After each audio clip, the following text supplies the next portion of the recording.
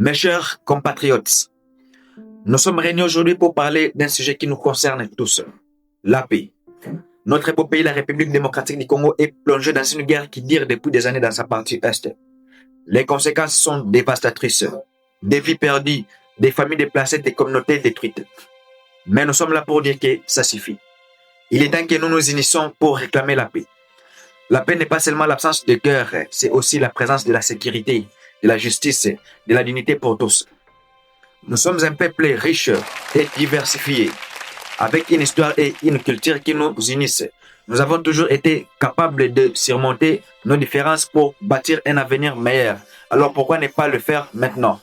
Les enfants qui naissent aujourd'hui en RDC ont le droit de grandir dans un pays en paix, où ils peuvent aller à l'école jouer avec leurs amis sans craindre des balles ou des bombes.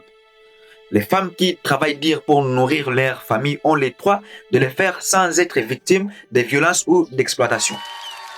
Nous, Congolais, nous avons payé un prix trop élevé pour la guerre. Nous avons perdu des millions de vies, des milliers de déplacés, des communautés entièrement détruites. Il est temps que nous prenions notre destin en main et que nous décidions de vivre en paix. Alors, je lance un appel à tous les acteurs de la guerre. Cessez le feu. Déposez les armes. Asseyez-vous à la table des négociations.